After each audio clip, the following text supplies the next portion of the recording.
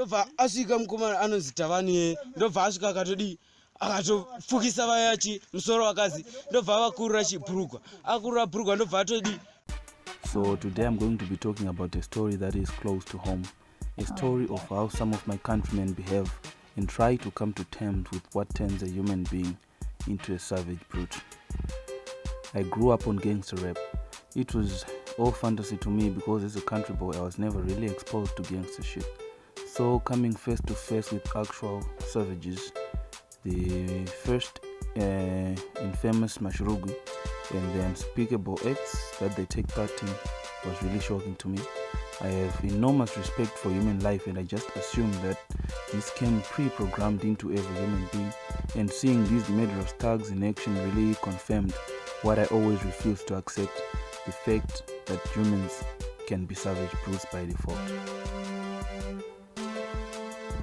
Anatomy of a savage. The savage for Mashurugwi is usually a young male from 15 to 30 years of age, with a few senior gang leaders thrown in there for a good measure to maintain the culture.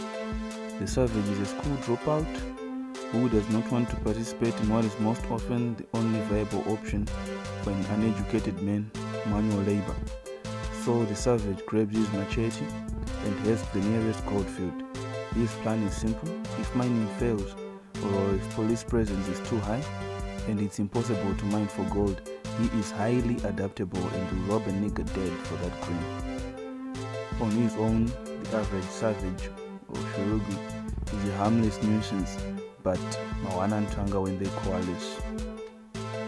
Meet the savages. The savage will head out into the world and gravitate towards like-minded individuals. Bones of your average savage pose are formed over a bottle of malt liquor, or the savage favorite, a 250 ml helping of canned spirits. As they interact, they form a brotherly connection and will literally kill for their homies.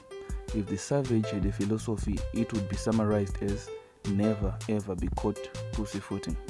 Reputation is everything. If you are disrespected, or if you and the homies need to kill a nigga to relieve him of his money or take his gold, whatever you have to do to prove you're a real man, you have to kill the aforementioned Negro so that your homies won't doubt your savageness.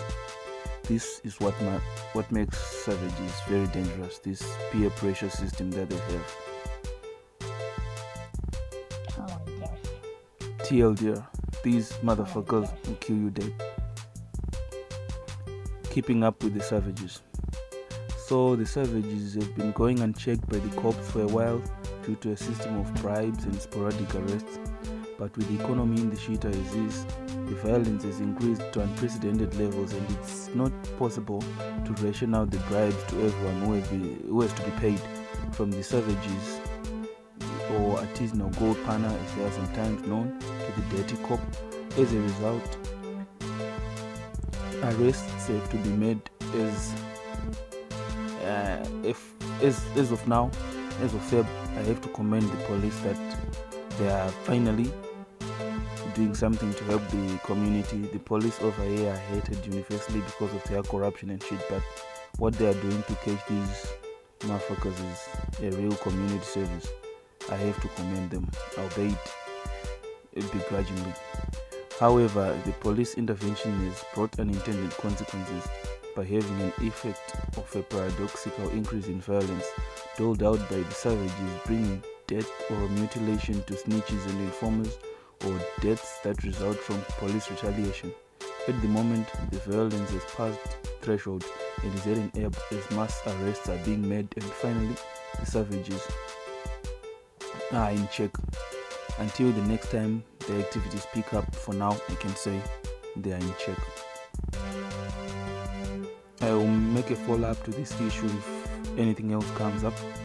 I'll make an update on this video.